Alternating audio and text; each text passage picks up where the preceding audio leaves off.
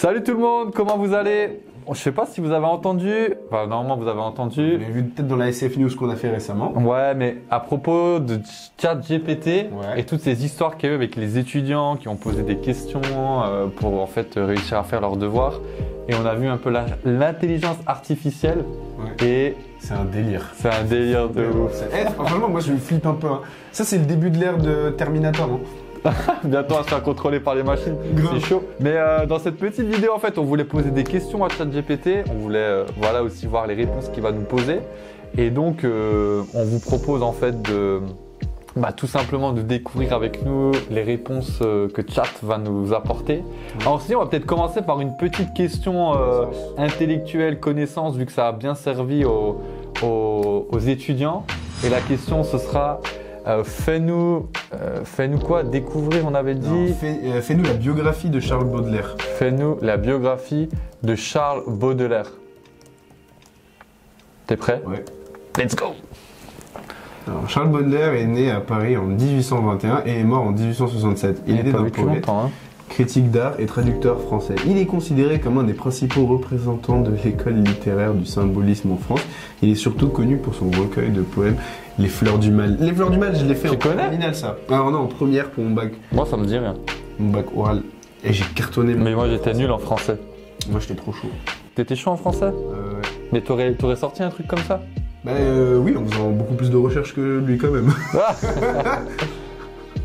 Est mort à l'âge Je peux pas te sortir ça d'un coup de cash, tu vois. Ah, il est chaud, hein. Ok. En plus, je t'ai sorti, c'est Les Fleurs du Mal. J'avais peur que la biographie soit trop longue, mais je trouve que c'est juste bien ce qu'il vient de partager. Grave. Autre question? On va passer à la suite. Bon alors. Question un peu, vous savez... Là, ça risque de faire bagarre, là.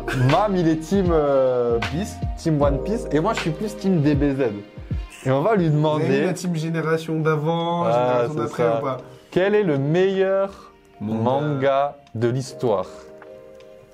T'es prêt à prendre ta défaite? C'est toi qui vas prendre cher. Ok. Dis-le bien. Dis-le bien. Il est difficile de dire. Vas-y, prends pas de risque. Que cela dépend des prix. Aïe, aïe, aïe, il se positionne pas. Le plus influent de tous les temps, inclus Akira. Non. Oh, Dragon Ball! One Piece. Ouais. Naruto. De Masashi. Death Note. Ouais, oui, c'est ça qui est très connu. Full Metal Alchemist. Hunter. Même si j'ai pas aimé la fin de Hunter Hunter. Enfin, j'ai été un peu déçu. Mais déjà, c'est bien. C'est pas que j'ai pas aimé, mais j'étais un peu déçu. Déjà, c'est bien, t'es un homme bien parce que tu dis Hunter Hunter. Et sachez que je ne peux pas accepter que certains disent le X. D'accord, voilà. Oui, c'est ça, c'est vrai. Hunter Hunter. Ok. Il y a beaucoup de mangas qui ont marqué l'histoire et chacun a son propre public, c'est vrai. C'est pour cela qu'il est difficile de dire quel est le meilleur. Cela dépend des goûts et des préférences de chacun. Ok. Alors, la question suivante, on va voir pour qu'il puisse trancher. Quel est le manga... Ah, j'arrive pas à écrire. Le manga le plus vendu au monde? Ou de l'histoire même. Le plus vendu de l'histoire. Ok. Comme ça. Ouais, mais on connaît la réponse. Ouais, je sais. Le manga le plus vendu de l'histoire est One Piece de Eiichiro Oda. Oda Sensei. Ouais, mais après, DBZ et One Piece, c'est pas le même air, tu vois. C'est à l'époque, on achetait moins de mangas, ça se consommait moins. On va lui poser une autre question. Est-ce qu'il connaît la chaîne YouTube sans filtre? Et ce serait intéressant quand même. Ça serait intéressant de lui demander.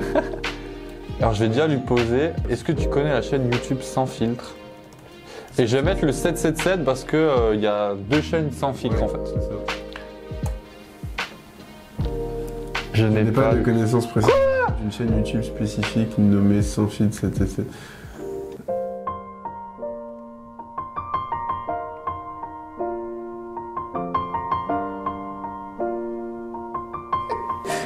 Christian, il est en train de se moquer de nous. Il est en train de se taper une barre. On a Chris qui est derrière la caméra là, il se moque de nous là. Je suis deg. Ça se ressent dans mon cœur. Mec, je crois que j'ai besoin d'être sauvé là. C'est la tristesse, c'est la tristesse. Ok, bon bah. T'as besoin d'être sauvé? Est-ce que ça ramènerait pas à une question intéressante? C'est ça. On va lui poser la question. Tant qu'à faire. Okay. Quel est le sauveur du monde? Ça, c'est intéressant, ça. Mes amis, question très importante. Quel est le sauveur du monde? On va voir ce que nous répond l'IA. Et on compte sur vous pour répondre aussi dans les commentaires. Artificielle. Ouais, dites-nous dans les commentaires aussi pour vous qui est le sauveur du monde. Qui est le sauveur? Eh mais au cas où j'arrive pas à écrire et parler. Je suis un mec, j'arrive pas à faire deux choses en même temps. C'est incroyable. Et parler en même temps. En plus. Quel est le sauveur du monde? Il existe différentes croyances et religions. Dans le monde qui ont des personnages, des figures considérées comme des sauveurs ou des libérateurs. Dans le christianisme, Jésus est considéré comme le sauveur du monde. Les chrétiens croient qu'il est venu sur terre pour sauver les hommes de leurs péchés en mourant sur la croix et en ressuscitant des morts. Dans l'islam, il n'y a pas de figure particulière considérée comme le sauveur du monde. Cependant, il y a des figures. Par contre, s'il va nous faire toutes les religions... Ah ouais, ça va être intéressant. Dans d'autres religions, il y a aussi des figures considérées comme des sauveurs. Le Bouddha dans le bouddhisme. Ah, je savais pas que le Bouddha était considéré comme un sauveur. Comment? Ouais, moi je sais qu'il a une figure divine, mais pas de sauveur. Que les croyances et les convictions, qu'est-ce qu'il va dire, sont très personnelles et peuvent varier considérablement d'une personne à l'autre. Il est important de respecter les croyances et les convictions des autres, et ça c'est vrai. Ça c'est vrai, important de respecter. Important. Mais on aime aussi échanger et dire ce qu'on pense être important. Mais en tout cas, il a mentionné Jésus. On peut se poser la question du coup, comment il sauve le monde? Comment Jésus a sauvé le monde? Comment Jésus a sauvé le monde? Il disait plus haut là, en mourant sur la croix. Ouais, mais du coup peut-être est-ce qu'il va être plus précis, tu penses? Parce qu'il fait, et je vous ai dit, il fait flipper ce truc là. Il bug un peu là. Je pense qu'on... on aurait fait bloquer l'IA. Quand même. Dans la croyance chrétienne, okay. Jésus est considéré comme le sauveur du monde, car il est venu sur terre. Il va pour réconcilier les hommes, avec Dieu, en mourant sur la croix pour leurs péchés. Et juste objectivement parlant, ma parole, c'est une phrase que j'aurais pu dire exactement comme ça à quelqu'un à qui je parle de Jésus dehors. Genre, si je fais une conversation et qu'on pose une question sur qu'est-ce qu'il a fait Jésus, je serais capable de dire les mêmes mots, les mêmes phrases. Bon, peut-être, J'aime trop ce qu'il dit, parce qu'il dit, en fait, donc il dit ce que la Bible, elle dit, que tous les hommes sont des pécheurs, et à cause de ce péché, en fait, on est séparés de Dieu. Et que finalement, Jésus est venu pour prendre sur lui les conséquences de nos péchés en mourant sur la croix. Et en fait, je trouve ça, c'est... Franchement, excellente réponse. La lettre de Paul aux Romains. En fait, tous ont péché et tous ont été privés de la gloire de Dieu, de la présence de Dieu. Et finalement, Jésus ouvre la voie aux hommes pour qu'ils puissent être réconciliés avec Dieu et obtenir le pardon. Waouh. Franchement, c'est incroyable. C'est vraiment bon. Très stylé, mais en même temps incroyablement flippant quand même. Comme lui, c'est le chien à dire. Bon, par contre, ça va être long. Attends. Cette résurrection est considérée comme le fondement de la foi chrétienne, exactement. Parce qu'on croit en fait que Jésus est mort 3 jours après qu'il est ressuscité. Et c'est justement parce que nous on croit que Jésus est ressuscité qu'on croit au fait que les chrétiens seront ressuscités aussi, que les croyants seront ressuscités. Il y aura une résurrection à la fin. Et on vivra avec Dieu pour l'éternité. En fait, c'est ça le paradis, c'est de vivre avec Dieu pour l'éternité. Et en tout cas, l'IA n'est pas chrétien. Mais l'IA est vraiment bien calée sur le sujet et c'est très important. Puis on espère que c'est quelque chose qui vous parle. On avait aussi encore une dernière question sur le christianisme. Yes. Une notion très importante à comprendre que parfois on a du mal à expliquer. Et on voulait voir comment il arrive à l'expliquer. C'est quelle est la grâce de Dieu? Ou qu'est-ce qu'est la grâce de Dieu plutôt, non? Qu'est-ce que la grâce de Dieu? La grâce de Dieu est un concept central dans le christianisme. Ok, donc en fait c'est vraiment lié au christianisme, la grâce. Un don gratuit de Dieu, qui n'est pas mérité par les individus. Yes. Ça vient vraiment de Dieu. C'est-à-dire la possibilité pour les individus de se repentir de leurs péchés et de recevoir le pardon de Dieu. La grâce de Dieu est donc un concept fondamental dans la doctrine chrétienne. Elle est considérée comme un don gratuit et inconditionnel. Très important, inconditionnel. Alors, de Dieu à l'humanité. Donc c'est tous les hommes, toutes les femmes peuvent avoir cette grâce. Tous les chrétiens. Mais moi je vais faire mes devoirs de théologie dessus. Grave, moi aussi, c'est important de noter que le concept de la grâce de Dieu est propre. Toujours, et précis. Voilà, toujours la précision finale. Je trouve que c'est fort parce que vraiment, et c'est ça, en fait, il y a quelques temps, je m'étais dit, parce que vous savez, on a fait plusieurs vidéos sur différentes religions, et à un moment, je me suis dit peut-être qu'on pourrait faire une vidéo vraiment pour conclure un peu presque la série, et de se dire, il y a vraiment une chose qui est propre au christianisme, en fait, c'est la grâce de Dieu.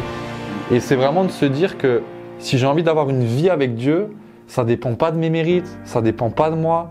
Si je veux vivre pour l'éternité avec Dieu, si je veux pas payer le prix de mes fautes, de mes péchés, si je veux pas finalement mourir en enfer, quoi. Finalement, c'est de ce côté de se dire que, en fait, il y a une grâce de Dieu qui est offerte à tous les hommes, à toutes les femmes, et que c'est gratuit, et que ça dépend pas de ce que j'ai fait, ça dépend pas de ma vie de prière, c'est vraiment Dieu qui l'offre et qui le donne, et c'est vraiment quelque chose qui est vraiment propre au christianisme, en fait, qu'on n'est pas sauvé par nos œuvres. Et j'aime trop parce que l'IA, il le dit bien, en fait. Hein. Même moi, ce qui me frappe le plus, c'est que je pense que c'est une notion bien importante à intégrer en fait dans la question du christianisme. C'est comme il a dit, qui n'est pas mérité par les individus. Ouais, c'est ça. Et vraiment, c'est une notion, je pense qu'il faut vraiment le retenir parce que c'est fou. On vit dans un monde où la culpabilité est tellement présente et environnante. Dès qu'on fait un truc, on nous fait culpabiliser ou on culpabilise naturellement. Sauf que du coup, je connais plein de gens qui m'ont dit ouais, je peux pas mériter Dieu. Non. Exactement. Nous-mêmes, on le mérite pas. On mérite rien du tout. C'est pas parce que nous voyons devant l'écran et tout, machin, qu'on le mérite mieux qu'un autre. Non, personne mérite. Voilà. Ah ouais, c'est bon, j'aime trop, hein, franchement. Moi, je suis franchement excellent. On va lui poser une toute dernière question pour conclure cette vidéo. On va lui dire, on est en train de faire, je sais jamais si en train on l'écrit attaché ou pas, on est en train de faire une vidéo YouTube avec toi. Penses-tu que cette vidéo aura beaucoup de vues? Let's go. Une vue ES. Ouais, j'ai bugué. Je suis un programme informatique, je n'ai pas la capacité de prédire l'avenir ou de dire combien de vues une vidéo YouTube aura. Il dépendra de nombreux facteurs tels que le contenu de la vidéo, les efforts de promotion, le moment de la publication, la qualité de production, etc. Le moment de la publication, ça c'est pour moi, c'est moi qui m'occupe de ça. C'est vrai. Voilà. Et vu qu'on a des bons monteurs, je pense qu'il y aura une bonne qualité de production. Ça c'est bon. Il est important de noter que le nombre de vues ne détermine pas sa qualité ou son impact, mais cela reste un indicateur de succès. Et c'est vrai que nous, on se dit souvent, ce qui fait le succès de notre vidéo, c'est quand il y a des gens qui nous écrivent en commentaire ou par mail, ou qui remplissent aussi le formulaire qu'on a sous nos vidéos, je veux en savoir plus sur Jésus, la foi chrétienne, et qui nous disent, j'ai appris quelque chose sur Dieu au travers de vos vidéos, j'aimerais en savoir plus, quoi. C'est ça. Et nous, on est trop contents quand vous osez nous poser des questions. De ouf. Ça nous fait kiffer notre travail, au contraire. Franchement, kiffant.